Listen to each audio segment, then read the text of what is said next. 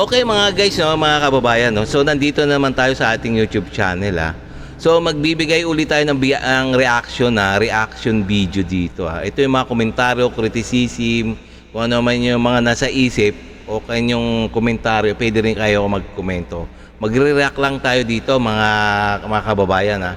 Kasi yung Amerika, kung babanggain ulit daw ang barko ng Pilipinas, ha. Ito ang sabi ng Amerika, papasabugin namin ang barko ng China.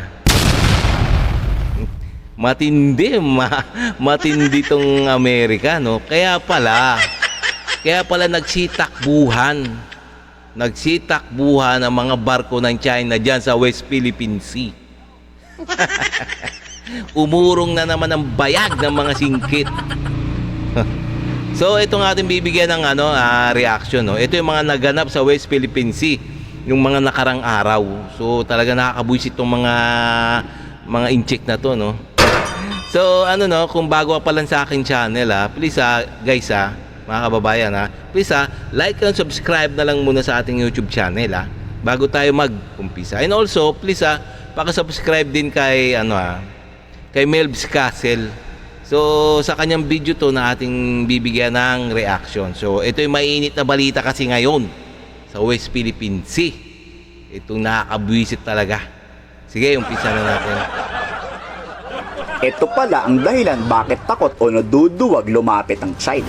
USS George Washington nagpalipad ng fighter jet sa Bao de Masinloc, ang F-18 fighter jet.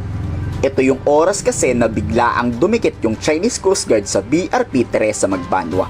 Agad tong umalis nung nakitang nag-deploy ang US. Kaya pala din maangas ang PCG sa bidyong to.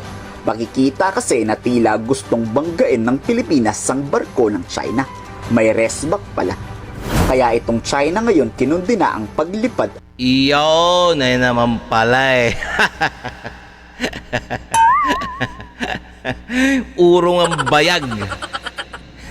Urong ang bayag ng mga incheck na to, no. May balak sanang banggain. Ito na naman, nanghaharas na naman, itong mga incheck na to, no. Nanghaharas na naman sa ating mga barko diyan, lalo na yung BFAR, Bureau of Fisheries and Aquatic Resources.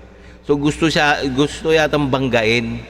So So umiwas, kaya nga umiwas na lang kasi nga nakita nila na nag-responde kagad ang US Air Force.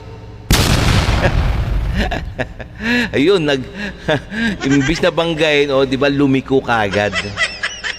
Umurong nga ang bayag. Talagang nakakabwisit tong mga incheck, no. Talagang talagang papasabugin talaga sila ng US Navy. Dumating kaagad yung jet fighter. Ayun ang pinakamagandang ginawa talaga, no. Pinakaginawang magandang ginagawa ng ating kaalyado, no, na Amerika. Todo support talaga sa Pilipinas. At deployment ng barko ng US Navy. Sabay pagmamayabang pa ng China na kahit nandyan daw ang presensya ng US, poprotektahan daw nila ang teritoryo nila na binabalak sakupin ng Pilipinas. Oo, binabaliktad tayo ng China.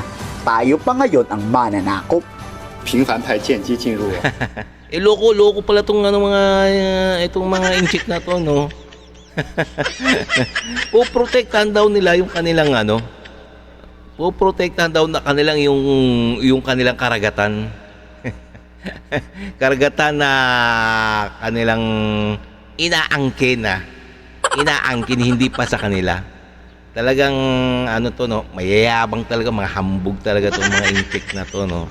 Kaya nga si Uncle Sam, talagang todo protektado ang Pilipinas. Diyan sila natatakot tong mga incheck na to. The US has frequently sent warships and aircraft to the South China Sea as a show of force, which is not conducive to regional stability and peace. China will continue to take necessary measures to firmly safeguard its national sovereignty and security. Inaprubahan naman ni Senator Wing Gatchalian ang dagdag na 3 billion pesos para sa down payment Wow! ng multi-role fighter jet. Yan yung tinutulak ni Senator JB Ejercito, ang Just 39 Gripen. Ang malaking good news pa, hindi lang 12 na fighter jet ang bibili ni Secretary Kibo. Bukod kasi sa gusto niya yung full package na may kasamang refueling tanker at airborne early warning control system, kulang pa daw ang 12. Dapat 36 na fighter jet. Tama nga naman si Secretary Gibo. Paano protektahan ng dodosing fighter jet ang buong Pilipinas? Dapat yung talagang panggerang atake. Dapat daw madami. How much is yung budget natin? Yes. Si Secretary Gibo, no, talagang ano siya, sa kanyang trabaho, no, talagang yakap na yakap siya, talagang ano, no, talaga siyang magandang in-install ni PBBM dyan sa Department of National Defense. Talagang tinatrabaho niya na maging modernize ang Armed Forces of the Philippines. Ayan, okay yan. Kung pwede lang tumakbo si Secretary Gibo, no, pagka-presidente, sigurado panalo to. Supposedly for the acquisition of the MRF or the multi-role fighters. For now ho, it's 400 billion but 400 masyadong mababa na po yung amount. Nag-escalate na po. That was as of 2 years ago.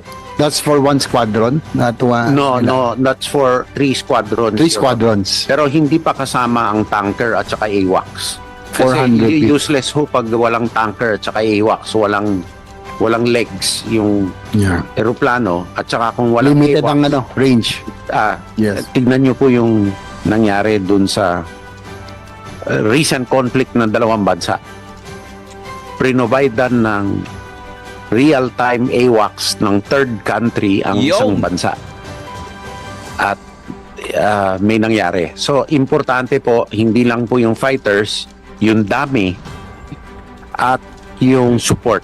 Kasi kung fighters lang po, walang AWACS, bulag ho yun eh. Walang nagba-battle management. Bago nga matapos ang taong to, Yes, tama yun. No. Parang tama naman talaga sinasabi ni Secretary Gibo. No. AWACS kailangan talaga yung hindi lang kailangan ng fighter jet. Kahit gaano pa karami yung fighter jet mo, kung kulang ka naman sa management, so wala din. 'Di ba? So tama talaga ang sinasabi ang gusto ni Secretary Gibo, no, magkaroon ng ng yung isa pang eroplano na magko-control o titingin, kumbaga mata. Mata ng sa kalawakan. 'Yun ang panira. Ayun ang kumbaga kumbaga nakakita ng kalaban. Yung eroplano na 'yon, hindi lang yung fighter jet ang kailangan natin eh.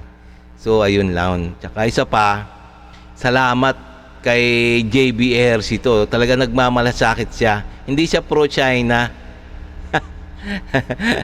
Kasi dinagdagan niya ng pondo ang Armed Forces of the Philippines. Biro mo 3 billion na para makabili lang ng mga fighter jets, ng mga bagong fighter jets. Okay do, salamat. Maraming salamat Senator JB Ejercito. Ano ba yan? Ejercito. So, okay no? Okay to. Wag lang yung yung mga pro-China na mga senator diyan na kunya na nagbabawas pa nga ng budget sa armed forces eh. Dapat nga talaga mas malaking budget ng Armed Forces of the Philippines kasi tayo na lang nahuhuli sa kumbaga makalumang mga panggera natin eh. So kailangan talaga dagdagan yan. Ay, tama talaga si Secretary Gut. Sana nga walang mga pro-China na kumontra. Sigurado na ang multi-role na yan. Sana lang talaga wag pigilan ng mga pro-China sa Senado. Kayo, pabor ba kayong damihan na ang pagbili nito? Talagang pinakita talaga yung ulo ni Senator Bato, no? Mga pro-China. Dagdagan din ng missile. Ikomento sa baba ang iyong salobin. Okay, no, mga guys, no, mga kababayan, no. So ayun nga nangyari, no. Natakot, umurong ang bayag ng mga inchik ng umano na siya, no? Kumbaga nung niliparan na sila ng mga US Navy, mga US fighter jet, no? Imbis na banggay na talaga naman talagang takot to eh. Hanggang banta-banta lang, hanggang sa mga gubong gulang. Ayaw nila pumutok. Mga takot kasi. Hanggang ganyan lang naman sila eh.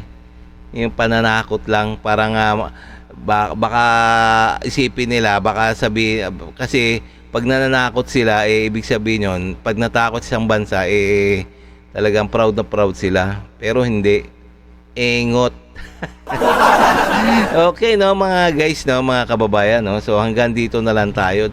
Nalaman natin na ang China ay isang mapagkunwari lang na matapang. Okay, no. So bago pa tayo matapos, no, please like and subscribe na lang muna sa ating YouTube channel bago tayo magtapos. Nang sa ganun ma-update pa kayo, no, sa mga video na aking pang i-upload tungkol sa West Philippine Sea. Salamat.